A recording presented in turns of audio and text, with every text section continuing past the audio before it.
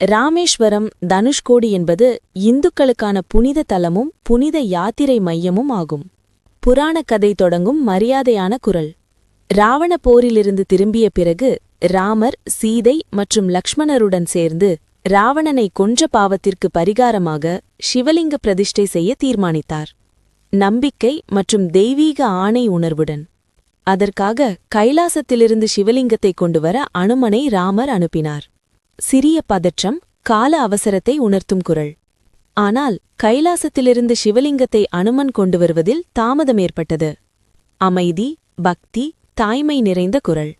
அப்போது சீதை தனது சொந்த கைகளால் உருவாக்கிய லிங்கத்தை குறித்த நேரத்தில் மணலில் பிரதிஷ்டை செய்து சடங்குகளைச் செய்தார். கருணை கலந்த சோக உணர்வு.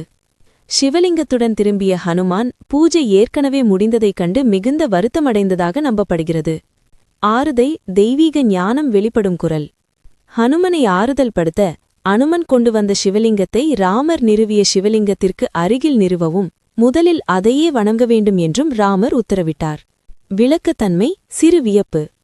தனுஷ்கோடி என்ற சொல்லுக்குப் பொருள் வில்லின் முனை.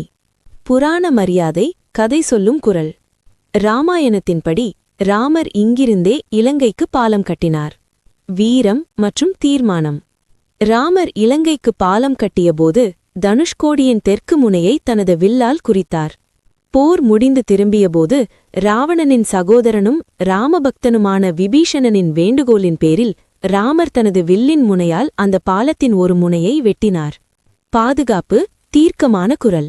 இது இலங்கையிலிருந்து அசுரர்கள் இந்தியாவுக்குள் நுழைவதை தடுப்பதற்காக செய்யப்பட்டது. பண்டைய காலத்தை நினைவூட்டும் ஆழமான குரல்.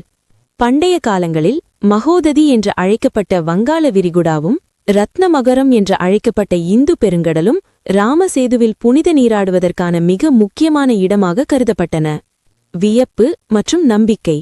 அங்கு ரத்னமகரம் எனப்படும் இந்து மகாசமுத்திரமும் மற்ற கடல்களும் சங்கமிக்கும் புனித இடம் உள்ளது.